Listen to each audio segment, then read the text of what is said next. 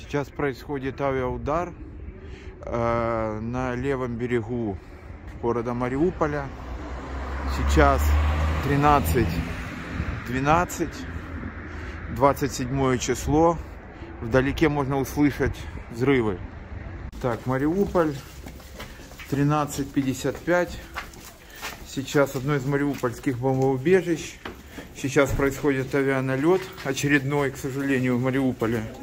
И мы спускаемся вместе с людьми вниз.